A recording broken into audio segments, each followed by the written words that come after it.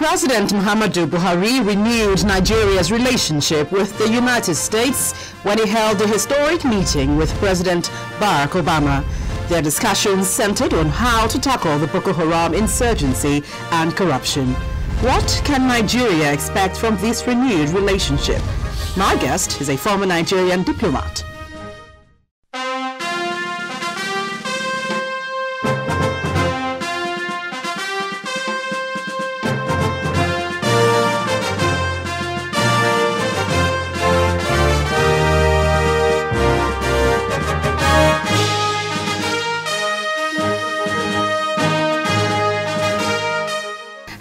Glad to have you join us on the program this week. I'm Gloria Umezuke. And Nigeria has remained of greater importance to the United States, especially because of its strategic importance in sub-Saharan Africa.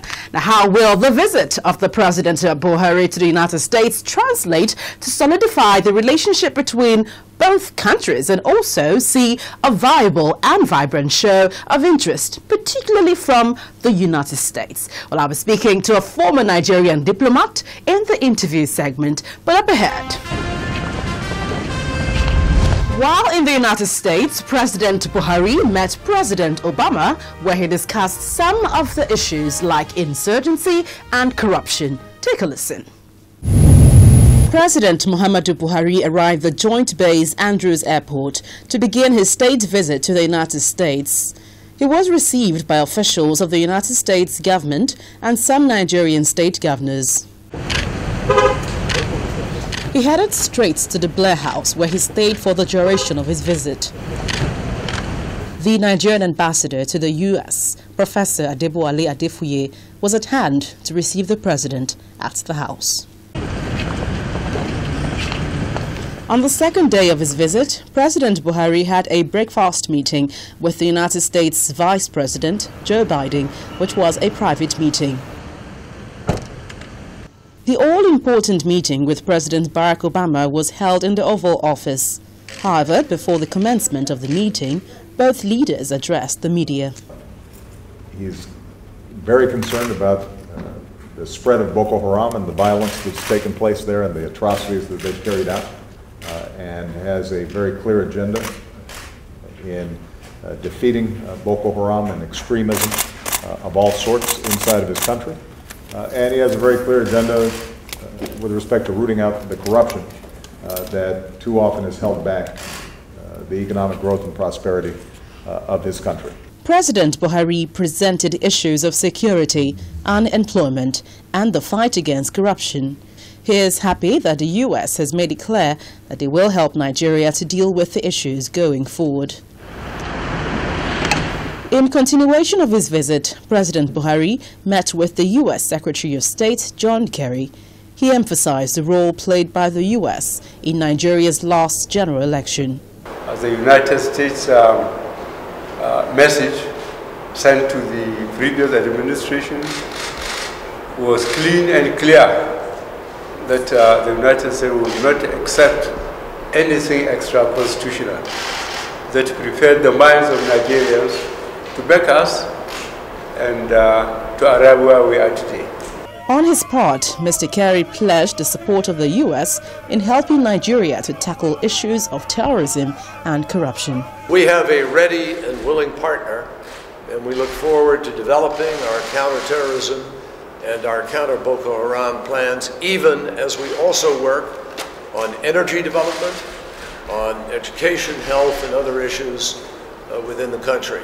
Later in the evening, President Buhari had a dinner with members of the United States Chamber of Commerce.